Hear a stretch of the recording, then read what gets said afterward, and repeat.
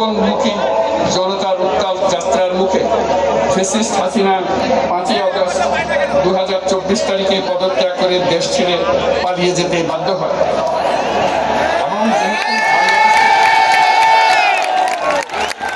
এবং যেহেতু বাংলাদেশের রাজনৈতিক ও সাংবিধানিক সংকট মোকাবেলায় গণঅভ্যুত্থানের মধ্য দিয়ে ব্যক্ত জনগণের সার্বভৌমত্বের প্রত্যয় ও প্রয়োগ রাজনৈতিক ও আইনি উভয় দিক থেকে যুক্তিসঙ্গত, বৈধ ও আন্তর্জাতিকভাবে স্বীকৃত, এবং যেহেতু জনগণের দাবি অনুযায়ী এরপর অবৈধ দ্বাদশ জাতীয় সংসদ ভেঙে দেওয়া হয় এবং সংবিধানের 106 অনুচ্ছেদ অনুসারে সুপ্রিম কোর্টের মতামতের আলোকে সাংবিধানিকভাবে ডক্টর মোহাম্মদ ইউনূসের নেতৃত্বে 8ই আগস্ট 2024 তারিখে একটি অন্তর্বর্তীকালীন সরকার গঠন করা হয়।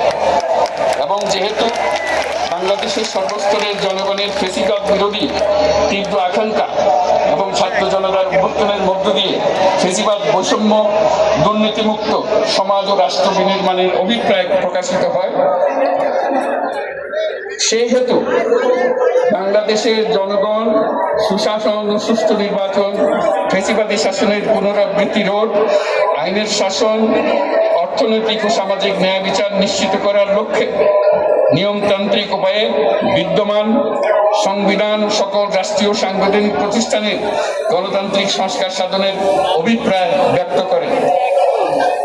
এবং সেই হেতু বাংলাদেশের জনগণ বিগত 16 বছরের দীর্ঘ ফ্যাসিবাদ বিরোধী আন্দোলন সংগ্রামকালে এবং 2024 সালের জুলাই গণঅভ্যুত্থানকালীন সময়ে ফ্যাসিস্ট আওয়ামী লীগ সরকার কর্তৃক সংগঠিত গুম-খুন, হত্যা, গণহত্যা, মানবাধিকার বিরোধী অপরাধ ও সকল ধরনের নির্যাতন, নিপীড়ন, রাষ্ট্রীয় সম্পত্তি লুণ্ঠনের অপরাধ সমূহের দ্রুত উপযুক্ত বিচারের দৃঢ় অভিপ্রায় ব্যক্ত করছে। সেহেতু বাংলাদেশের জনগণ জুলাই জনগণের সকল শহীদদের জাতীয় বীর হিসেবে ঘোষণা করে শহীদদের পরিবার, আহত যোদ্ধা এবং আন্দোলনকারী ছাত্র জনতাকে প্রয়োজনীয় সকল আইনি সুরক্ষা দেওয়ার অভিপ্রায় ব্যক্ত করেছে। এবং সেহেতু বাংলাদেশের জনগণ যুক্তিসঙ্গত সময়ে আয়োজিতব্য অবাধ ও সুষ্ঠু ও নিরপেক্ষ একটি নির্বাচনের মাধ্যমে গঠিত জাতীয় সংসদে প্রতিশ্রুত প্রয়োজনীয় সাংবিধানিক সংস্কারের মাধ্যমে দেশের মানুষের প্রত্যাশা, বিশেষত তরুণ প্রজন্মের আকাঙ্ক্ষা অনুযায়ী আইনের শাসন ও মানবাধিকার, দুর্নীতি, শোষণমুক্ত, বৈষম্যহীন ও মূল্যবোধ সম্পন্ন সমাজ এবং গণতান্ত্রিক রাষ্ট্র ব্যবস্থা প্রতিষ্ঠার অভিপ্রায় ব্যক্ত করেছে।